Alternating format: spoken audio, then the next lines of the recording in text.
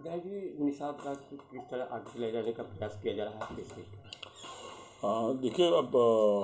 हमारे यशस्वी मुख्यमंत्री महाराज योगी आदित्यनाथ जी के नेतृत्व में और जिस प्रकार से हमारे यशस्वी राष्ट्रीय अध्यक्ष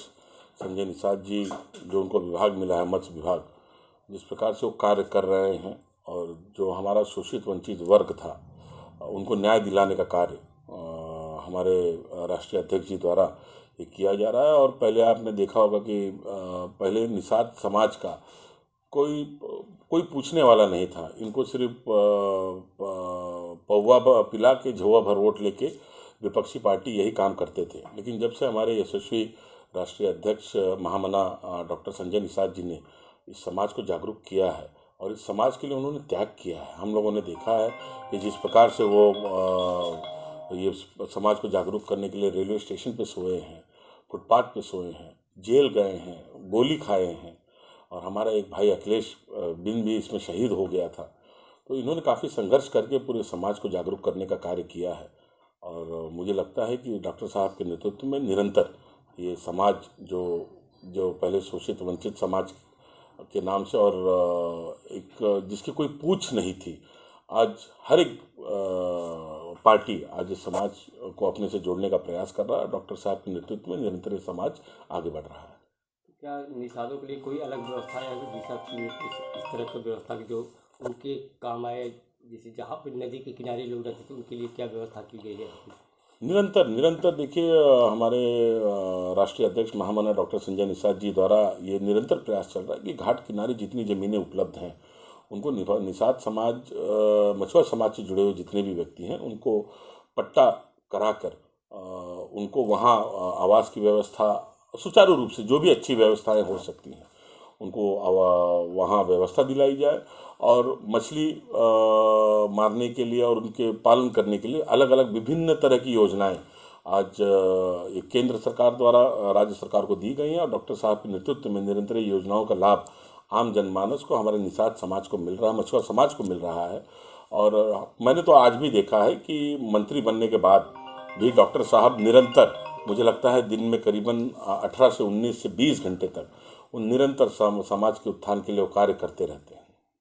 तो 2024 का भी चुनाव है, तो निषाद राज किस तरह इसको आगे बढ़ाएगी? चूँकि कहते हैं कि राम की नैया भी निषाद रथ ही पार की थी, तो ऐसे में कितना निषाद? देखिए, जैसे प्रभु मर्यादा पुरुषोत्तम प्रभु श्री रामचंद्र जी का नैया हमारे महाराज गौराज निषाद जी ने भगवान महाराज गौराज जी निषाद जी ने पार लगाई थी, उसी तरह आपने देखा होगा 2022 का चुनाव भी ये बहुत ही क्रिटिकल चुनाव था ये। और इसमें भी डॉक्टर संजय निषाद जी के मार्गदर्शन में, उनके आशीर्वाद से भाजपा के साथ में मिल के एक छोटे भाई की भूमिका में पूरे निषाद समाज ने झूम के जहां भाजपा के प्रत्याशी थे उनको मतदान किया और जहां निषाद राज के पार्टी के प्रत्याशी थे उनको भी मतदान किया, जिसका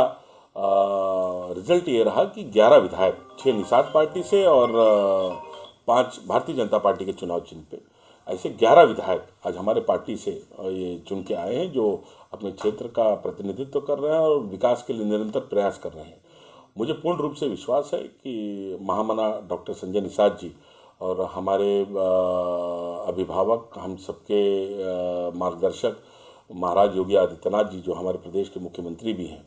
ये लोग साथ में बैठ के हमारे जहाँ भी निषाद बाहुल्य क्षेत्र हैं वहाँ हमारे निषाद पार्टी को सीट देकर, अधिक से अधिक सीट देकर इनको प्रतिनिधित्व करने का मौका देंगे। और जो समाज आज तक जिसके बारे में किसी ने कभी चर्चा नहीं की, किसी ने सोचा नहीं, किसी ने बात नहीं की, आज वो समाज झूम के आज भारतीय जनता पार्टी और निषाद पार्टी के साथ में है। मुझे पूर्ण रूप से विश्वास है कि अधिक से अधिक सीटें जहाँ निषाद बाहुल्य क्षेत्र है, जैसे जौनपुर हो गया हमारा, प्रतापगढ़ हो गया हमारा, मऊ हो गया हमारा, ऐसी काफ़ी सीटें हैं। तो मुझे पूर्ण रूप से विश्वास है कि इस बार हमारे यशस्वी मुख्यमंत्री जी और अमित शाह जी, जेपी नड्डा जी,